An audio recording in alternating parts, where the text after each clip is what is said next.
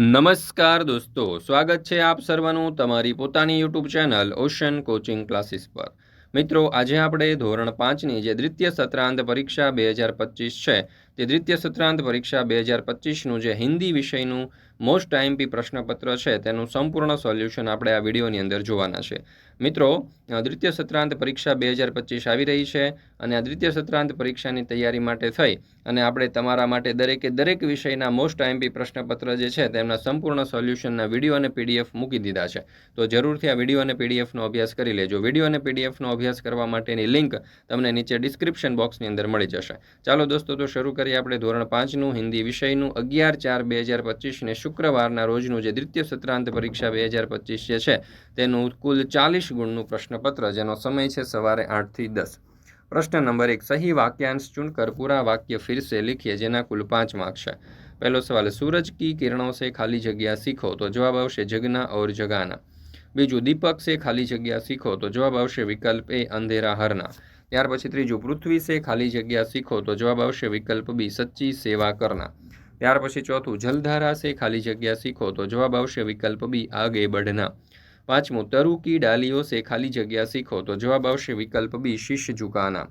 મિત્રો, ધોરણ 3 થી 8ની દ્વિતીય સત્રાંત પરીક્ષા 2025 જે છે તેના માટે ખાસ ઉપયોગી એવું જે મોસ્ટ આઈએમપી પ્રશ્નપત્ર જે છે તે આપણે તૈયાર કરેલું છે ને રેડી ટુ પ્રિન્ટ ફોર્મમાં તમને મળી જશે। સીધી તમે ઝેરોક્સ કરાવી અને વિદ્યાર્થીઓને પરીક્ષા લઈ શકશો અથવા તો અભ્યાસ કરી શકે એ રીતે પ્રશ્નપત્ર પણ ઉપલબ્ધ છે અને અલગથી તેના સોલ્યુશન પણ ઉપલબ્ધ છે, જેની કિંમત માત્ર 20 રૂપિયા છે। અને બાળકો, વિદ્યાર્થીઓ વધારેમાં વધારે અને હજુ સારી રીતે તૈયારી કરી શકે એ માટે આપણે અસાઇનમેન્ટ પણ તૈયાર કરેલા છે અને અસાઇનમેન્ટ જે છે એ પણ રેડી ટુ પ્રિન્ટ ફોર્મમાં અવેલેબલ છે, એટલે સીધી તમે ઝેરોક્સ કરાવી અને તેનો ઉપયોગ કરાવી શકશો। તો દરેક વિદ્યાર્થીઓએ અવશ્ય તેનો ઉપયોગ કરી લેવો, જેની કિંમત માત્ર ને માત્ર 40 રૂપિયા છે। મિત્રો, આ ઉપરાંત આપણે જોઈએ તો આપણી શાળા, ક્લાસીસ કે સંસ્થાના નામ અને લોગો સાથે પણ તમે પ્રશ્નપત્ર મેળવી શકો છો અને એ પ્રશ્નપત્રની કિંમત પણ માત્ર 20 રૂપિયા છે, બરાબર। તો જરૂરથી પણ મેળવી લેજો। જો તમે પ્રશ્નપત્ર અથવા તો અસાઇનમેન્ટ મેળવવા માંગતા હોય તો અહીંયા તમને નંબર આપેલો છે, આ નંબર ઉપર તમે કોલ કરી શકો છો। કોલ કરી અને જરૂરથી તમે મેળવી લેજો। ચાલો, ત્યાર પછી જોઈએ પ્રશ્न नंबर 2, निम्नलिखित प्रश्नों के उत्तर लिखिए, जेना कुल 8 मार्क्स है। पहला सवाल, लड़के ने अशरफियाँ कहाँ रखी थी, तो जवाब आवशे लड़के ने अशरफियाँ अपनी सदरी के अस्तर में रखी थी। बीजो सवाल, हम पानी का उपयोग कहाँ कहाँ करते हैं, तो जवाब आवशे हम पानी का उपयोग पीने में, नहाने में, रसोई बनाने में, कपड़े धोने में, खेतों की सिंचाई में और कारखानों में करते हैं। तीजो सवाल, हम कैसे आगे बढ़ सकते हैं, तो जवाब आवशे हम महान काम करके आगे बढ़ सकते हैं। चौथो सवाल, हमारे देश का भविष्य कौन है, तो जवाब आवशे हमारे देश का भविष्य छोटे बच्चे हैं। ત્યાર પછી છે પ્રશ્ન નંબર 3, નીચે दिए गए चित्र का वर्णन 5 वाक्य में लिखिए, જેના કુલ 5 માર્ક્સ છે। તો જોઈએ આપણે આ સરસ મજાનું चित्र અને એના ઉપરથી આપણે જોઈએ વાક્ય। तो यह सब्जी मंडी का चित्र है। सब्जी मंडी में सब्जी की दुकानें लगी हुई है। दुकानों पर ग्राहक खड़े हैं। एक दुकानदार की सब्जी बिकी नहीं है, वह ग्राहक की राह देख रहा है। दूसरे दुकानदार के पास एक लड़की सब्जी खरीद रही है। दूसरे दुकानदार के पास एक लड़की सब्जी खरीद रही है। एक ठेले वाला भी दिखाई दे रहा है, वह सब्जी बेच रहा है। ठेले वाला ग्राहक स्त्री को बैंगन दिखा रहा है। स्त्री के पास एक बच्चा भी खड़ा है। जमीन पर कपड़ा बिछाकर 2 स्त्रियां सब्जियां बेच रही है।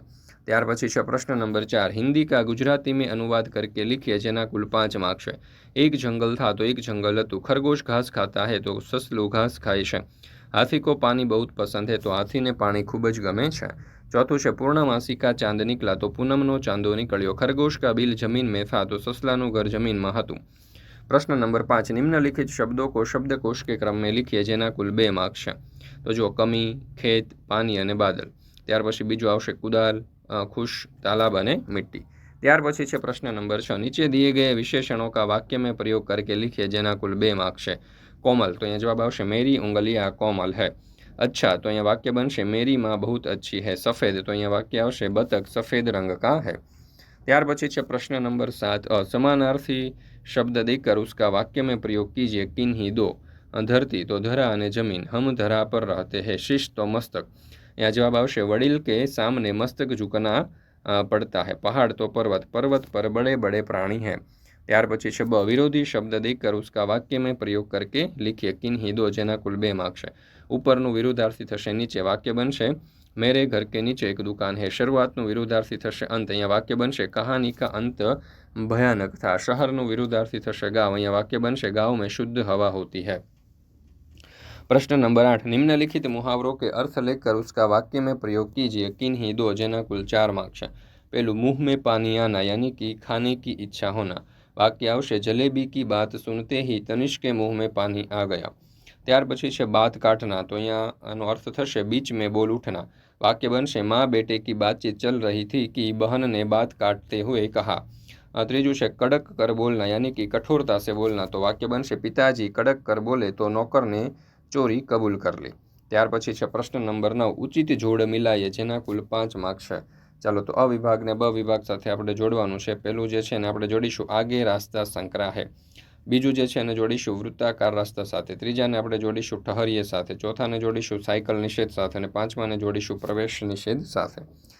મિત્રો અહીંયા આપણે આ ધોરણ 5નું આ હિન્દી વિષયનું જે દ્વિતીય સત્રાંત પરીક્ષા 2025નું આ જે મોસ્ટ આઈએમપી પ્રશ્નપત્ર છે તે આપણે પૂર્ણ કરીએ છીએ। ફરી મળીશું મિત્રો આપણે ધોરણ 5ના એક નવા વિષયના મોસ્ટ આઈએમપી પ્રશ્નપત્રના સંપૂર્ણ સોલ્યુશન સાથે। મિત્રો આપણી આ ચેનલ ઉપર ધોરણ 5ના દરેક વિષયના જે મોસ્ટ આઈએમપી પ્રશ્નપત્ર છે તેના સંપૂર્ણ સોલ્યુશન જે છે તે વિડીયો અને પીડીએફ બંને ફોર્મેટમાં મુકાઈ ચૂક્યા છે। તો આ વિડીયો અને પીડીએફનો અભ્યાસ કરવા માટેની લિંક તમને નીચે ડિસ્ક્રિપ્શન બોક્સની અંદર મળી જશે, જરૂરથી તેનો અભ્યાસ કરી લેજો।